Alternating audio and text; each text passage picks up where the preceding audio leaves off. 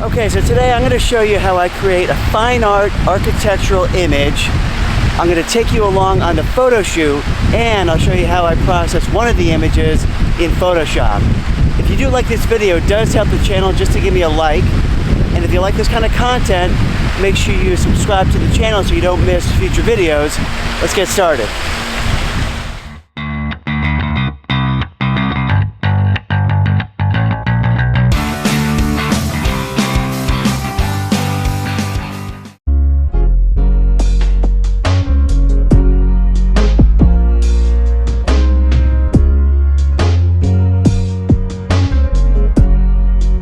I made my way to Stamford, Connecticut today. I've done architectural photography in Stamford before. Here's some other shots I've taken.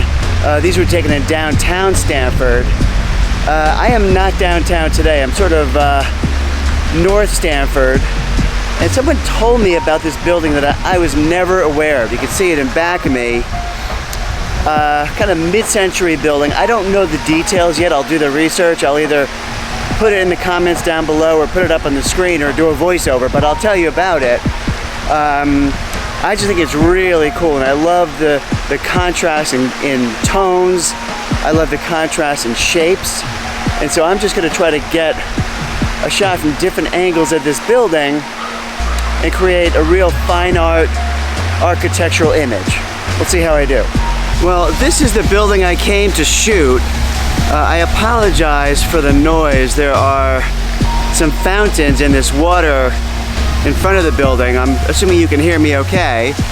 Ideally, I would shoot this building from across this man-made pond, but with the fountains in the way, I think it would really detract from it. So I'm trying to get a shot kind of along the edge of this pond with this kind of leading line that goes up into the building.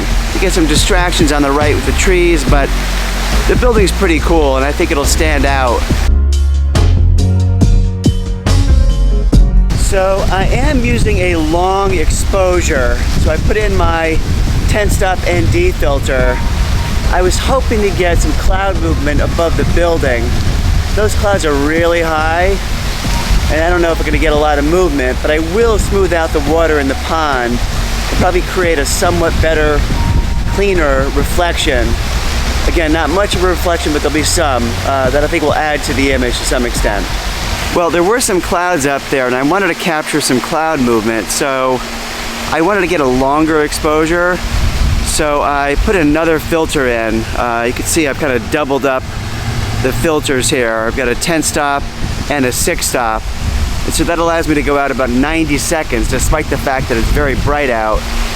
The problem is, there's just the clouds are a little wispy, and they're not really showing up too well on the image. But I'll be patient. Maybe the clouds change, and I'll get some other shots.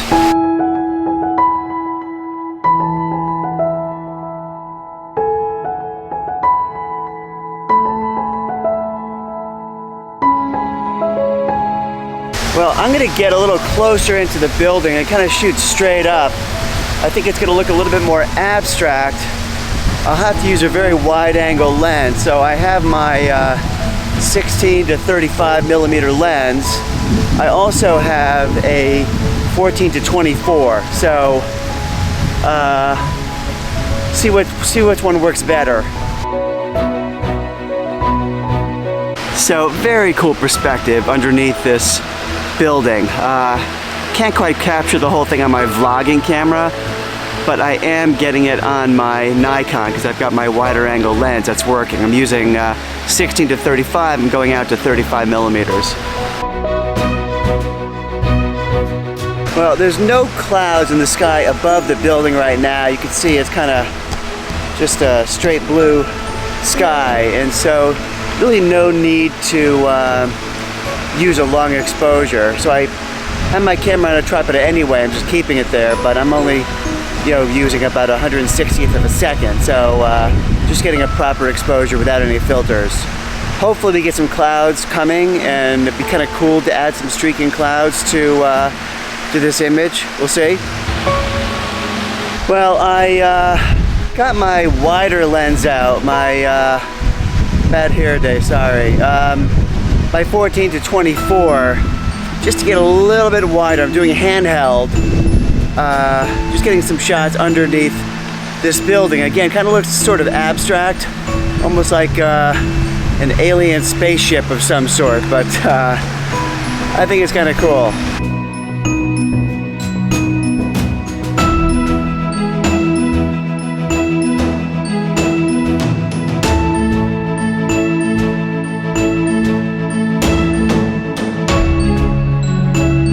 Well, I got some clouds in the sky now, so I put my 16 to 35 millimeter lens back on, got my filters on, and I'm trying a 90-second exposure. May go out to 2 minutes depending on the exposure, how it looks, but pretty cool clouds. So I think it's gonna work. Big dynamic range though, it makes it a little challenging. Well, these shots are working out pretty well, I think. I've got the 2 filters on again, and I'm going out to 90 seconds, and I've got these pretty nice clouds streaking across the sky that's adding some nice lines against this very stoic, stable, interesting looking building. So I want to get them back on the computer and check them out, but fingers crossed, I think they're pretty good.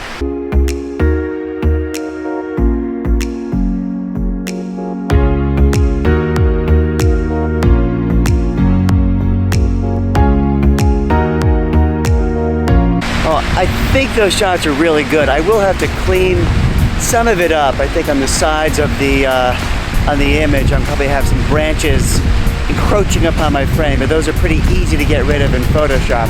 I'm just going to put on my 24 to 35 lens, walk around a little bit, get in a little tighter on the building, and maybe get some abstract images, just highlighting some of these curves and lines on it.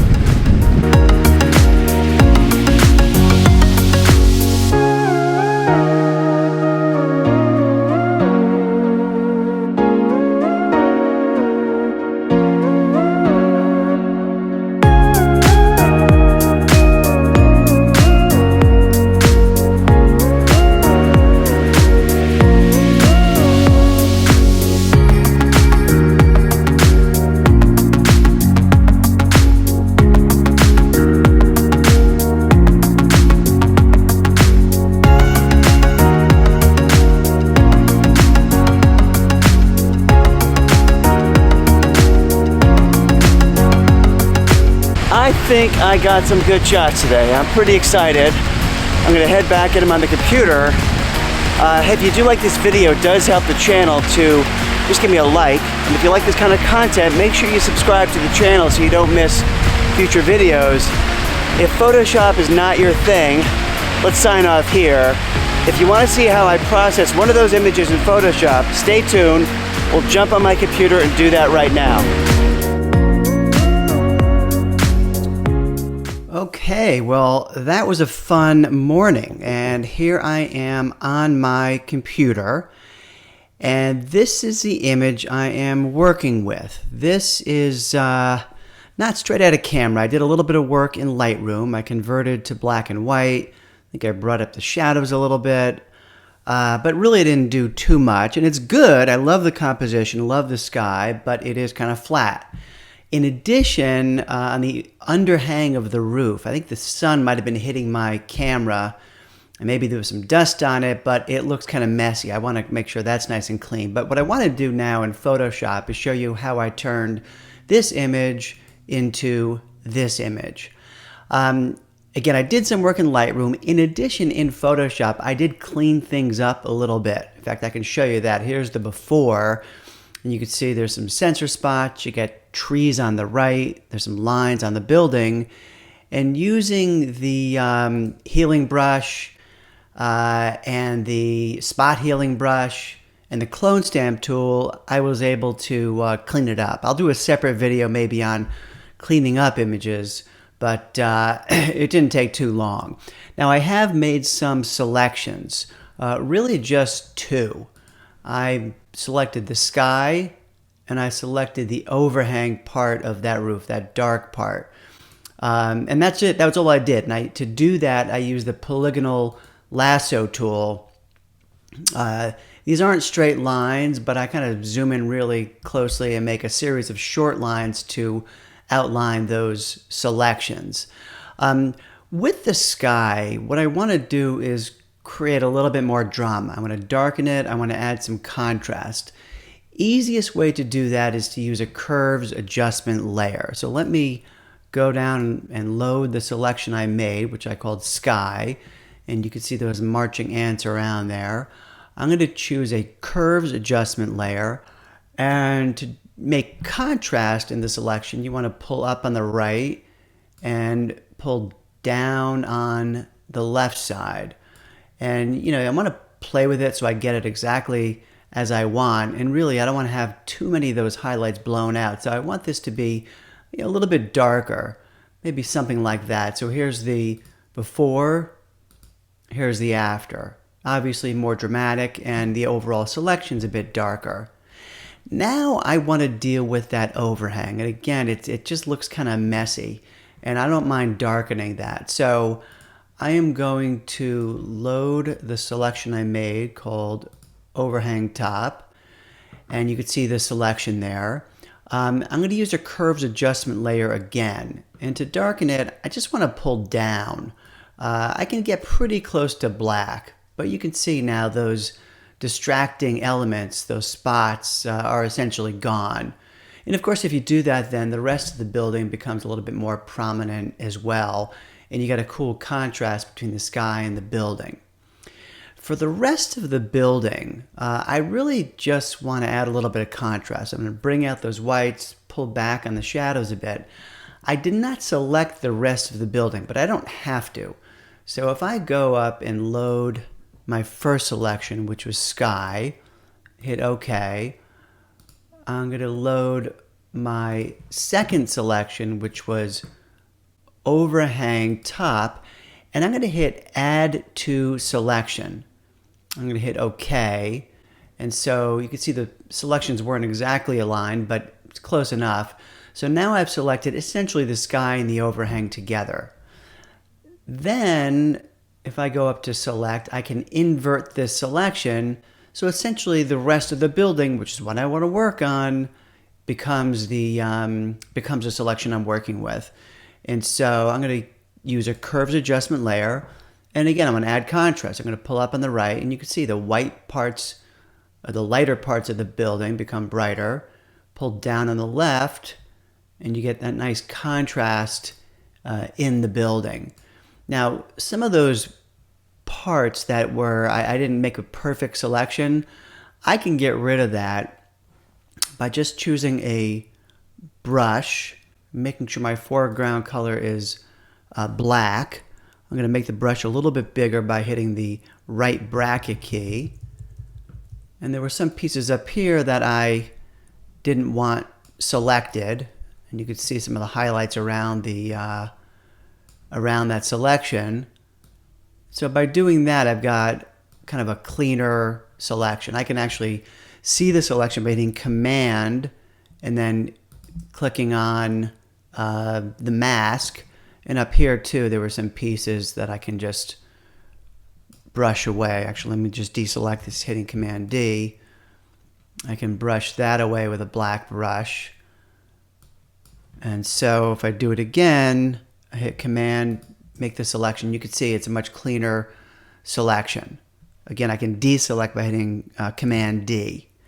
I think just one more thing I'll do is add a curves adjustment layer to the entire selection. So to add a little bit more contrast, I'll pull up on the right, pull down on the left, and so you get a sense. Here was the before. Well, here's the real before we did much at all. And then here is the after, which I'm happy with. I think it's a really cool building. And it didn't take me long to do. Hey, if you do like this video, it does help if you just give me a like. And if you like this kind of content, make sure you subscribe to the channel so you don't miss future videos. And until next time.